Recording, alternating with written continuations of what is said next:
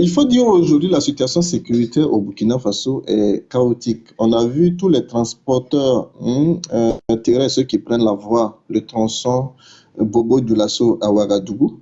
Dans tous les deux sens, voilà, les voyages ont été annulés. Voilà, parce que le niveau d'alerte a été relevé jusqu'au rouge. Pas par le gouvernement, parce que ce gouvernement fantoche-là, qui est totalement fantôme, totalement absent là où il devrait être. C'est là où on ne les attend pas que ce gouvernement et ses officiers qui sont au pouvoir là se présentent. On a vu Barsalgo, on n'a vu aucune compassion ou aucun communiqué d'Ibrahim Traoré avec son gouvernement. On a vu un peu Mansilla, aucune communication. On a vu plusieurs localités qui ont été attaquées, massacrées et le gouvernement n'a mis aucune communication. On n'a même pas demandé de faire le bilan sur les pertes en vies humaines. Et aujourd'hui, même concernant les alertes, parce que pourquoi nous plaidons pour une bonne communication, pour une liberté d'expression? Parce que en permettant les médias d'aller sur le terrain, en permettant aux médias, les journalistes de traiter l'information librement, ça contribue aussi à lutter contre l'insécurité. Parce qu'en informant le peuple sur d'éventuels dangers ou d'éventuelles attaques, ça permet à ces populations de se mettre à l'abri ou d'éviter certaines zones. Mais aujourd'hui, ils ont décidé tout simplement de sacrifier cette communication, de sacrifier cette information-là à l'endroit du peuple et poussant ainsi à toutes ces personnes qui perdent la vie au jour le jour sans véritable compassion. On se demande aujourd'hui, mais attends, nous sommes dirigés par des petits démons ou bien nous sommes dirigés par des humains? C'est horrible ce qui arrive aujourd'hui au Burkina Faso. C'est comme si le terreau et ce phénomène-là est né ou a été créé au Burkina Faso, où c'était des Burkinabés qui étaient les barons de ce qu'on appelle aujourd'hui le terreau mondial, parce que notre pays est tellement secoué à un tel point qu'on ne comprend plus rien.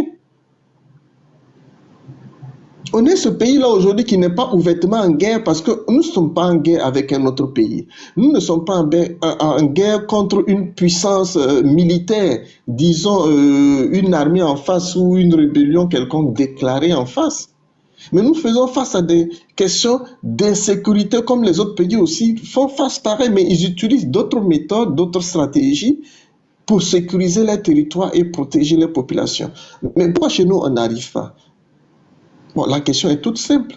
Parce qu'une partie des Burkinabés ont décidé tout simplement de confisquer le pouvoir d'État, de prendre le pouvoir et tout un peuple en otage, laisser ce peuple mourir sans lui porter ses coups, laisser ce peuple dans l'ignorance totale en coupant tous les médias qui font l'effort d'informer et d'aller au contact des populations pour recueillir quand même leur voix. Et ces personnes veulent qu'on les respecte, ils veulent qu'on les appelle autorités. C'est horrible. Parce qu'aujourd'hui, au sein de ces trois pays, aucun des leaders de la société civile ou politique ne peut s'exprimer sur la situation. Alors que ce que nous vivons aujourd'hui, au-delà de la situation sécuritaire, c'est une question politique. Où les politiques, les sachants, doivent effectivement se pencher, se retrouver, mener véritablement des réflexions et trouver des solutions concrètes aujourd'hui à la situation de ces trois pays. Mais il faut dire que ces trois militaires malins, parce qu'ils se croyaient malins, se sont mis ensemble se disant que s'ils se donnaient la main et trouvaient comme bouc émissaire la CEDEAO, parce qu'ils ont toujours passé le temps à indexer la CEDEAO d'être le problème et à prendre la France comme bouc émissaire, tout simplement pour justifier leur présence à la tête de l'État. Ils ont tous dit que oui, les gouvernements démocratiquement élus ou les présidents civils qui étaient là n'avaient pas de solution, alors qu'aujourd'hui la situation est pire qu'avant. Au Burkina Faso, le seul argument qui valait aujourd'hui vis-à-vis de nous autres, il nous disait tout simplement que oui, sous Damiba, Ouagabougou était coupé. Voilà, mais quand Ibé est venu, c'est à cause de Ibé, le Burkina n'est pas tombé. Le Burkina Faso est où aujourd'hui? Sous Damiba, 8 mois de Damiba, dites-nous combien de personnes nous avons perdu. Sous Ibé, en 2 ans, 24 mois chrono, plus de 15 000 morts. Ça, personne n'en parle. Personne n'en parle. Aujourd'hui, où se trouve la sécurité? C'est-à-dire, même à Ouagadougou, quand on vous disait que même aller enlever des personnes, des civils à domicile, sans procédure judiciaire, c'est du terrorisme. Les gens ne comprenaient pas. Personne ne se sent en sécurité aujourd'hui. Partout au Burkina Faso, tout le monde se sent en insécurité, à commencer par Ibrahim Traoré lui-même. Quand je vous disais que quand Ibrahim Traoré allait chercher des mercenaires pour venir pour sa propre sécurité, c'est tout simplement parce qu'il sait qu'il n'est pas capable de nous accorder la sécurité. Il n'est pas capable de nous assurer le minimum de sécurité sur notre territoire. C'est pareil pour Goïta. C'est pareil pour Tiani au Niger. Et pour éviter que des voix se lèvent pour dénoncer cela, il faut tout simplement aller museler la classe politique. Il faut museler les leaders de la société civile. Il faut emprisonner, enlever, gouverner par la terreur. Et c'est cette terreur aujourd'hui qui s'est propagée dans tous les sens. Parce que si l'ennemi utilise aussi la terreur pour gagner du terrain, et que vous, les gouvernants qui étaient censés trouver des solutions, vous venez aussi utiliser cette même formule, c'est-à-dire gouverner, régner par la terreur, mais entre vous et ceux qui nous attaquent, mais dites-nous, qui on devrait préférer? Parce qu'aujourd'hui, à travers certaines images, moi je dirais plutôt même que je préfère celui-là qui me donne l'information, qui me dit qu'il se retrouve à Mani. Ça va m'éviter d'aller à Mani. Qui me dit qu'il est à Mani, voilà ce qu'il a fait à Mani. Pourquoi il a fait à Mani? Parce qu'on voit aujourd'hui des vidéos des terreaux qui justifient pourquoi ils ont attaqué des villages. Mais quand je vois ça, je dis, mais est-ce qu'on a des gouvernements? Est-ce qu'on a véritablement des gens qui ont une tête à la tête, qui ont de la cervelle à l'intérieur de leur crâne? Je ne sais pas comment dire ça, tellement je suis à bout. Mais quand celui qui vous attaque vous dit même pourquoi il est venu attaquer, pourquoi il commet ces dégâts, souvent ce sont eux-mêmes qui viennent plaider même la cause même des populations. Pendant ce temps, on a des gens qui se sont accaparés les moyens de l'État, tous les moyens de l'État, les ressources de l'État, les moyens financiers et autres. Les institutions de la République sont braquées. Et qu'est-ce qu'ils font quoi avec? Dites-nous aujourd'hui, qu'est-ce que Ibrahim Traoré fait avec les moyens de l'État, avec les ressources de l'État? Parce que des gens qui ne savent rien en économie, qui ne savent rien en politique, qui n'ont jamais pris la parole même en public, même parler de questions politiques ou de défendre même une cause sociale, une cause publique, mais qui viennent aujourd'hui, qui veulent tout simplement museler ceux-là qui savent le faire, qui connaissent bien les questions essentielles de la nation, mais qui veulent tout simplement être les seuls à parler, les seuls à dire que oui, qu'ils ont une idéologie ou bien qu'ils ont une vision. Mais de quelle vision? Aujourd'hui, que vous soyez Waïen, que vous soyez supporter de X ou Y, tout le monde voit ce qui nous arrive. Bon, alors, on va se plaindre auprès de qui? On va se lamenter auprès de qui? Dites-nous. Auprès de qui? Avec qui? À notre côté, qui va venir nous secourir? On a passé tout notre temps à blâmer la CEDEAO, on a passé notre temps à blâmer la France, on a passé notre temps à blâmer tous ces pays-là qui nous venaient en aide, qui nous venaient en aide de façon sincère. Même la Côte d'Ivoire n'a pas échappé. Ils ont travaillé aujourd'hui, comme l'a si bien dit le communiqué du CRDA, travailler avec des prétextes fallacieux pour diviser des peuples. On voit aujourd'hui le cas entre le Mali, le Niger et le Bénin, où la frontière est fermée. Pourquoi? Tout simplement parce que ces personnes, ils ont d'autres deals derrière et leur orgueil qu'ils ne peuvent pas taire, ils s'imposent à notre État et à nous-mêmes nos propres intérêts. Et pour eux, personne ne doit parler. Quand vous levez la voix, oui, vous êtes un valet local. Mais dites-nous, entre eux et nous, qui est le valet local aujourd'hui? Je vois des gens qui soulèvent fièrement le drapeau russe, mais qui ont honte même de soulever leur propre drapeau. Parce qu'ils savent qu'ils ne sont pas sincères. Ils soulèvent le drapeau russe parce qu'ils attendent seulement les roubles. Comment on appelle ça? La monnaie russe, c'est ça, non? Voilà, ils attendent juste l'argent de la Russie. Ils attendent juste des petites faveurs. Je vois certains qui sont aujourd'hui en Russie, en train de se pavaner, qui sont allés faire une formation. Toi, tu ne comprends même pas la langue de là-bas. De deux, la Russie même n'est même pas encore mieux. Il y a des populations russes aujourd'hui là, qui envient même certains Burkinabés. Allez-y leur demander. Ne vous contentez pas de descendre à Moscou pour regarder les grands bâtiments et revenir dire que oui, on a été... Mais est-ce qu'à notre ère, là, on a encore besoin de courir encore derrière des puissances comme des gamins, comme des mendiants?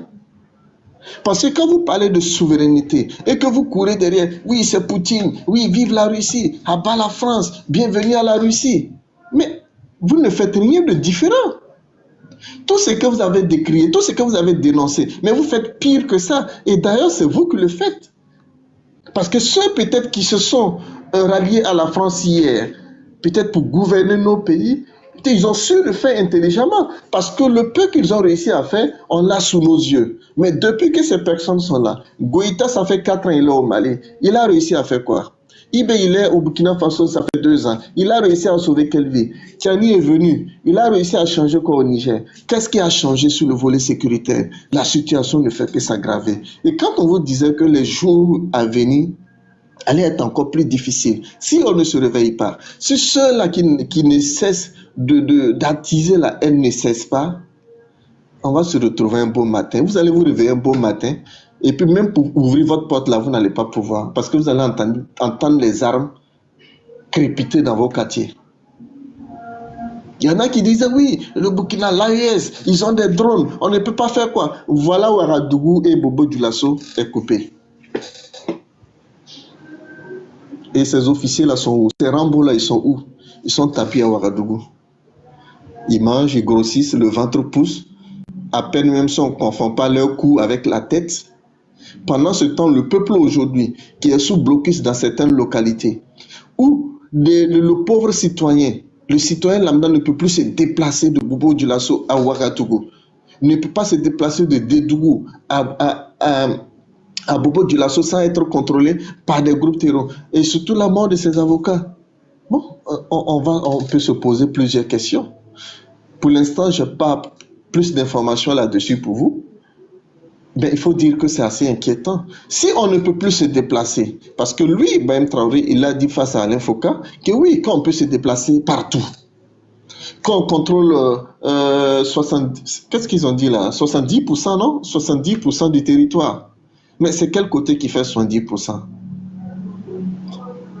On voit des gens qui se contentent d'être dans les palais présidentiels, mais qui pensent que gouverner un État, c'est venir juste s'asseoir sur les fauteuils dorés, s'asseoir dans les salons climatisés, juste signer des chèques, donner des marchés à leurs parents, nommer les oncles, nommer les belles-sœurs, nommer les petits frères, juste pour faire le chantage aux gens, chercher des femmes. Vous pensez que c'est ça gérer un État? Vous pensez que ceux-là même que vous avez dénoncés là, c'est comme ça ils ont géré ces États pour que vous veniez trouver un bâtiment qu'on appelle palais présidentiel?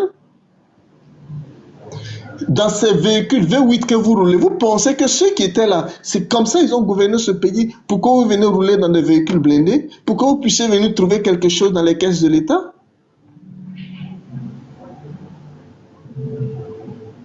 C'est horrible. À chacun de se poser sa question, à chacun de s'interroger, parce qu'on a beaucoup parlé ici. L'heure n'est plus autant de critiques inutiles où on crie, c'est l'heure de l'action.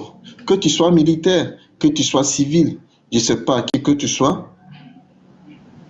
tu es concerné par ce qui se passe au Sahel, que ce soit au Mali, au Niger, au Burkina, quel que soit. Parce que d'autres diront oui, on n'est pas au pays, l'autre, comment je peux agir? Partout où tu es, il faut porter la bonne information. À celui que tu peux apporter la bonne information, il faut apporter la bonne information. Parce qu'il y a des gens aujourd'hui, ce n'est pas seulement qu'ils sont fanatiques, mais ils sont tout simplement ignorants. C'est pour ça que vous allez voir des gens, quand ils montent ici sous ce panel, ils retournent modifiés, je ne veux pas dire formatés. Parce que quand ils repartent avec la vraie information qu'ils n'avaient pas, et ils comprennent automatiquement que la position qu'il avait avant n'était pas juste. Parce que souvent, tu peux soutenir le mal contre toi-même. Parce que tu penses que quand on parle d'un État, quand on parle d'une république, c'est-à-dire quand il y a quelque chose de bon dans cette république, même celui-là que tu n'aimes pas va tirer profit aussi de ce bonheur. Mais s'il y a aussi le malheur dans ce pays-là, celui-là que tu n'aimes pas ou celui-là même que tu aimes, va subir aussi ce malheur. Et c'est pour ça que cette insécurité, nous la subissons tous. Aujourd'hui, le mal que notre pays traverse, tout est bloqué. L'économie locale ne fonctionne plus. Parce que quand vous prenez aujourd'hui, j'avais pris l'exemple depuis le mois de février, et je vous avais dit que l'économie burkinabé allait chuter. Parce qu'on voyait déjà les indices. Les gens s'étaient basés sur les projections d'avant l'ère d'Ibrahim Traoré pour dire que oui, 2023, l'économie burkinabé allait décoller. 2024, j'ai dit, mais vous rêvez? l'étude de projection qui avait été faite, mais ce n'était pas la situation du Burkina, l'actualité du Burkina n'était pas pareille qu'avant, qu'hier, pendant qu'on faisait l'étude. Mais quand on fait actualiser l'étude, dites-moi, quand deux villes sont coupées, l'autre ne peut pas aller se déplacer, aller vers l'autre ville. Imaginons l'autre village, eux, ils vendent de la cola, et les autres, eux, ils vendent de la tomate. Ceux qui ont la tomate ont besoin de traverser aller vendre la tomate dans le village B. On prend l'exemple de Bobo Dioulasso et Ouaga. Bon, on produit la tomate, supposons, à Bobo Dioulasso. Donc la tomate qu'on produit là, ce n'est pas à Abidjan que vous allez venir vendre. Parce que le marché à Abidjan, certainement, est déjà saturé. Et quand vous dites consommons local, qu'est-ce qui va se passer? Il faut forcément envoyer ce produit-là, le vendre à Ouagadougou. Mais si on ne peut pas aller à Ouagadougou, qu'est-ce qui se passe? C'est un cordon de l'économie là qui est coupé. Ce sont des petits exemples qui devraient vous faire comprendre. Aujourd'hui, il y a des commerçants qui se réjouissaient au départ, qui étaient trop chauds dans les ronds-points qui soutenaient Ibrahim Traoré, mais ils ont pris un coup. Parce que certains pensaient tout simplement qu'ils allaient bénéficier des marchés de l'État parce que d'autres peut-être gagnaient des marchés avant et pas eux. Et pour eux, ils veulent faire comme ceux-là, peut-être qui avaient des accointances avec les hommes forts du pouvoir pour avoir des marchés. Mais malheureusement, ils ont pris le mauvais exemple. Il y en a combien aujourd'hui qui se cherchent dans la sous-région, qui se cherchent en Côte d'Ivoire, au Sénégal et dans d'autres pays? Il y en a combien? Voilà que la dette intérieure du Burkina Faso, Ibrahim Traoré ne peut pas le payer. Il ne peut pas payer cette dette intérieure. Il ne peut pas. Parce que d'abord, la guerre coûte cher. Et on n'a aucun intérêt à ce que cette guerre-là s'enlise, à ce que cette quête à la sécurité-là s'enlise de cette façon. Parce que les méthodes adoptées par ces putschistes à la tête de nos États n'est pas la bonne. La méthode n'est pas la bonne. C'est une méthode suicidaire où on amène toute notre jeunesse, les bras vaillants, qu'on envoie au front, se faire tuer. Et aucune compassion. Peut-être même si on avait des dirigeants qui étaient plus âgés, on allait dire que bon, peut-être ils ne savent pas ce que les jeunes vivent. Mais avoir des jeunes comme Ibrahim Traoré, la trentaine, qui aujourd'hui joue l'idiot sourd, excusez-moi du terme, ça m'a échappé, mais qui joue la sourde oreille, qui ne veut pas entendre son peuple parler, qui ne veut pas entendre le cri de cœur de ses frères jeunes. Qu'est-ce qu'il faut faire? Il faut les enlever. Zinaba Rasmé, vous l'avez enlevé depuis février. Où est-ce qu'il est? L'insécurité est finie. Vous avez enlevé Maître Guy Hervé Kam. Le terrorisme est fini. Vous avez tué Kinda. Le terrorisme est fini. Vous accusez Damiba. C'est Damiba qui a coupé la route entre Bobo et Ouagadougou. Ou bien, je ne sais pas, c'est Newton Ahmed Barry, ou bien c'est Naïm Touré qui est parti faire quoi? Qui a enlevé les deux avocats là. Vous voyez comment vous êtes ridicule? Parce que vous avez tellement menti. À force de vouloir gouverner avec le mensonge, vous êtes aujourd'hui ridicule sans qu'on ne parle de vous. Et vous ridiculisez toute l'institution et la face de nos pays. Quand on regarde aujourd'hui le Mali, mais c'est honteux, c'est humiliant. Quand on regarde aujourd'hui le Burkina Faso, pareil, le Niger, on n'en parle pas. Un gardien qui se lève, qui prend son patron en otage et puis il devient chef de famille. Ah, vous avez vu ça où? Et quand la CEDEAO a voulu parler, on a trouvé des gens pour sortir dire oui, c'est de l'ingérence, ils veulent s'attaquer au peuple malien, on peut manipuler quelques badauds qui ne savent rien, qui montent dans les rues, on dit oui, ils veulent tuer le peuple. Non, la CEDEAO voulait rétablir l'ordre. Et si la CEDEAO avait réussi à réinstaller Bazoum, je pense bien que ces petits putschistes qui sont à la tête du Burkina et du Mali allaient reculer. Même s'ils ne reculaient pas, ils allaient revoir leur façon de gouverner. Parce qu'on gouverne avec le peuple, on ne gouverne pas contre le peuple. Parce que c'est le peuple qu'on dirige. Mais comment on veut gouverner des personnes dont on ne veut même pas, on ne veut rien savoir d'eux. On ne compatit même pas quand ce peuple est en détresse. On ne va pas au secours quand ce peuple-là se cherche. On s'en sort comment? On a trop parlé. Moi, ce que je peux vous dire, en dernier mot, moi je ne veux plus avoir trop de commentaires. Il faut que chacun se mette sur pied. C'est soit on se défend pour déjouer toute cette imposture, soit on se lève pour dire non à tout ce que nous vivons, soit on se couche et on subit et on est mort. Comme le disait Kizerbo, Nanlara, Ansara. Si on s'assoit, si on se couche, on est mort. D'ailleurs, même ceux même qui sont debout, même, ils n'échappent pas. On les tue. Parce qu'aujourd'hui, les terroristes, vous ne savez pas quand est-ce qu'ils vont tomber sur vous. Parce que quand ces propagandistes qui sont dans les ronds-points passent tout leur temps à cultiver le mensonge, à attiser la haine. J'ai vu le village, un village où les Boko, où les militaires ont été attaqués. J'ai vu Mani. Mais qu'est-ce qui s'est passé? Il paraît que ce sont des gens qui ont lancé des défis aux groupes terreaux qui étaient dans la zone, que s'ils mettent pied dans la zone, qu'ils ne vont pas repartir. Et quand effectivement ils sont partis, ils ont fait des vidéos. Quand ils ont pris le blindé là, qui circule sur les réseaux sociaux, ils ont laissé entendre que oui, qu'ils sont venus, que les gens les ont défiés, ils sont venus, ils ont pris la base, ils ont emporté les armes, et même les blindés que IB a présenté fièrement en juin là, ils se sont servis. On va trouver des personnes qui viendront nous dire, oui, qui financent le terreau, qui leur donnent les moyens, toutes les armes qu'ils ont. Mais voilà là où ils se servent. Ils n'ont même pas besoin de les acheter. Voilà là où ils se servent. Autant ceux qui nous dirigent se servent, eux aussi se servent. Parce que ceux qui nous dirigent, quand ils vont payer ces armes-là, d'abord, ces armes ne sont même pas adaptées même pour la quête, pour la lutte même que nous menons actuellement. Parce que pour eux, ils ont des commissions. La surfacturation au sommet de l'État, mais c'est énorme. Aujourd'hui, toutes les procédures d'attribution de marché ne sont plus respectées. Demandez à Ibrahim Maïga qui est assis aux États-Unis de quoi il vit. Allez-y voir son compte au Burkina Faso, il vous dira. Voyez les personnes de la famille d'Ibrahim Traoré, de tous ces petits capitaines qui sont autour d'Ibrahim Traoré. Chacun a nommé il y a l'autre qui a nommé son papa ministre des Affaires, ministre des Infrastructures. Dites-lui d'aller revoir la route de Bobo Dioulasso et aussi Convert Banfora là. Voilà, dites-lui d'aller voir ça. Parce que lui, il a trouvé mieux de placer son papa.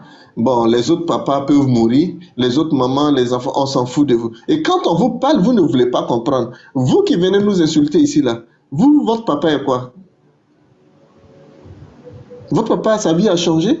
Vous-même, d'abord, votre vie a changé. Et quand vous regardez dans la conduite de l'État actuel, quel sera votre avenir? Qu'est-ce que vous voyez de bon? Rien que le rêve? Oui, si vous voulez rêver, vous pouvez aller rêver. Nous, on n'est plus dans ce faux rêve. Nous, on va être dans la réalité. Et la réalité, c'est que c'est l'homme lui-même qui mène le développement. Ce ne sont pas des promesses, ce ne sont pas des discours.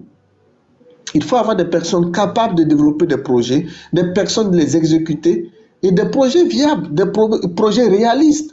Parce qu'aujourd'hui, on voit des gros discours qui vendent des projets de pose de première pierre. On a vu l'activiste malien qui parlait d'un cas de chemin de fer au Mali ou quoi, où ils ont posé une première pierre. Et mais 4 mois après, il n'y a plus rien. C'est la première pierre seulement qui traîne encore. C'est pas pareil au Burkina Faso? Quand on nous parle d'usine de tomates, qui va approvisionner cette usine de tomates? Parce que la tomate, on va la cultiver où? Sur quelle terre? C'est même terre où on tue les populations, où ils ne peuvent même pas aller dans les champs. Ou bien vous allez partir payer la tomate en Côte d'Ivoire pour venir. On vous a dit l'économie profite à tous quand il y a la paix. L'économie est saine quand il y a la paix, quand il y a la stabilité politique. Parce que même les grands investisseurs, parce que il ne suffit pas seulement de disposer d'un territoire, d'une terre, pour dire que tout le monde peut venir investir. Mais celui qui vient mettre son argent cherche à tirer un profit. Et il regarde les conditions sécuritaires et d'abord au niveau, le plan judiciaire. Parce que s'il y a un problème, c'est la justice qui va le régler. Mais dans un état où on intimide les opérateurs économiques, où on enlève X ou Y sans justificatif, mais vous pensez que les personnes que vous torturez aujourd'hui, là, vous pensez que les Burkinabés aujourd'hui que vous détestez, que vous traitez d'apatrides, ils n'ont pas de partenaires commerciaux, ils n'ont pas d'amis qui peuvent aussi venir investir au Burkina? Et s'ils doivent conseiller ses amis, qu'est-ce qu'ils leur diront? Ils n'ont même pas besoin de les conseiller. Ils vont tout simplement dire, ah, vous voyez ce que nous subissons. Donc ceux qui viennent investir, s'il y a un problème, ça n'engage que toi. Surtout que vous avez le langage facile, la langue facile à insulter tout le monde d'impérialiste. Vous avez la langue facile de confondre les intérêts des personnes, à toujours aller s'en prendre à des ambassades. C'est ce que vous avez oublié. Et quand on vous disait que vous n'avez pas cette intelligence, cette sagesse de comprendre comment le monde fonctionne, Mais il y a des tarés qui ont passé tout le temps, qui pensaient qu'insulter les mamans et autres, c'est ça faire de la politique. Ibrahim Traoré a cru que prendre un micro, s'asseoir devant 2000 personnes qu'on a payé 5000, 2000 francs, où ils attendent les plats de riz qu'ils vont manger à la sortie de la salle, qui viennent applaudir. Ils pensaient que c'est ça diriger un pays. Ils pensaient que c'est ça être aimé. Non, le peuple t'aime quand tu arrives à réaliser des choses. Au début, le peuple peut ne même pas t'aimer. Il y a des exemples. Mais ce sont des réalisations qui vont t'imposer à ce peuple-là. On ne vient pas s'imposer au peuple. Ce n'est pas possible. Parce qu'au-delà de ta tenue militaire, au-delà de ton titre de capitaine, tu es un simple Burkinabé. Entre toi et moi, la différence c'est quoi? La différence est que ce que tu fais là, je ne ferai pas ça. Et je n'ai pas besoin de mentir à un peuple pour le diriger. Si tu n'es pas capable, tu laisses d'autres personnes le faire. Parce que ce pays-là appartient à tout le monde. Mais quand on voit aujourd'hui les agissements ou le silence de ces personnes, c'est totalement un aveu d'échec. Moi, je vais inviter là les officiers supérieurs, en tout cas ceux qui sont restés intègres. Je vais parler aussi de ces élèves militaires issus du PMK, des promos du PMK, qui sont très bien formés. C'est de rester lucide, c'est de rester digne. Ne vous laissez pas corrompre par ces fuyards. Ne vous laissez pas corrompre par ceux-là qui se sont déjà salis les mains. Parce que quand quelqu'un se salit les mains, il cherche peut-être à essuyer ses mains sur vous. En vous nommant à un autre poste, il arrive à partager quand même cette tâche-là avec vous pour se dédouaner un peu. On a vu ce qui est arrivé à Barsalgo, où Ibrahim Traoré était incapable de reconnaître son tort. Mais qu'il fallait aller trouver un bouc émissaire, trouver des coupables ailleurs, à des centaines de milliers de kilomètres de Ouagadougou, pour dire que oui, ce sont eux qui ont occasionné l'attaque de Barsalgo. Barsalgo qui est sous ses yeux, à 145 kilomètres. Toi, Maïga, tu peux t'asseoir aux États-Unis, savoir ce qui se passe chez Macron, puisque c'est ce que tu fais comprendre à ceux qui t'écoutent. Que toi, tu sais ce qui se passe chez Macron, que tu sais ce qui se passe chez le président ivoirien. Mais tu sais tout sur ce qui se passe sur le territoire burkinabé. Tu ne vois jamais venir les attaques. Alors que c'était toi qui annonçais les attaques avant même l'exécution sur Roch-Marc Christian Kaboré.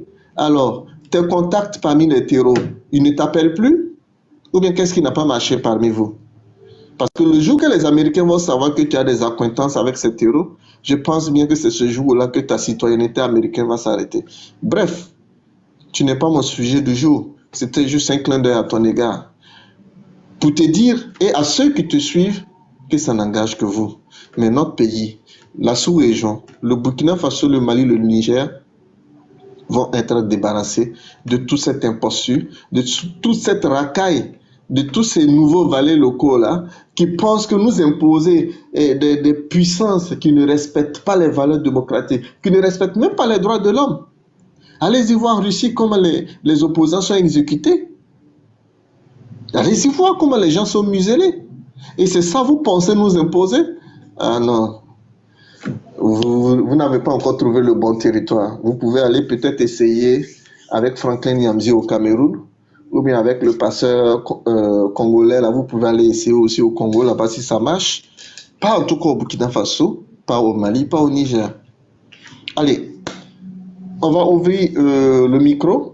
Vous pouvez monter s'il y a des questions à poser. Comme j'ai dit, on ne va pas trop prendre du temps. C'est demain qu'on aura beaucoup de temps parce que je suis en train de finaliser concernant la radio. On est en train de travailler à fond. Donc là, je me suis efforcé. Voilà. Et surtout, ce qui m'a amené ce soir à ouvrir le panel, c'est aussi vous partager le communiqué du CRRDA, voilà, qui est véritablement un appel citoyen, un appel à tous les peuples ouest africains à véritablement se lever et se donner la main, voilà, pour mettre ces imposteurs véritablement loin et rétablir l'ordre démocratique qui va permettre le redécollage économique parce que seulement avec ces personnes à la tête de nos États, il faut reconnaître que ça limite un peu hein, l'essor économique de la sous-région et ça diminue un peu le dynamisme au sein de la CEDEAO. Donc, s'il y a un problème dans la famille, parce que c'est de la famille ouest-africaine, il faut forcément que les peuples se donnent la main, se soutiennent, et que les dirigeants aussi qui sont à la tête de ces pays se pensent sérieusement, hein, à réfléchir, comme l'a si bien dit Diomaye Faye à la tribune de l'ONU, disant que la situation au Sahel mérite quand même beaucoup d'attention. Il faudra que tout le monde s'y mette, que tout le monde s'y mette vraiment. Hein, tous les patriotes sincères, tous les Africains sincères, je ne parle pas de ceux-là qui parlent d'un panafricanisme juste par haine. Parce qu'il y en a qui utilisent le mot panafricanisme pour juste exprimer les haines. Mais tu n'aimes pas ton frère africain et tu parles de panafricanisme. Je ne vois pas tout le sens, tout ce sens, ou bien vous avez redéfini le panafricanisme, je ne sais pas trop.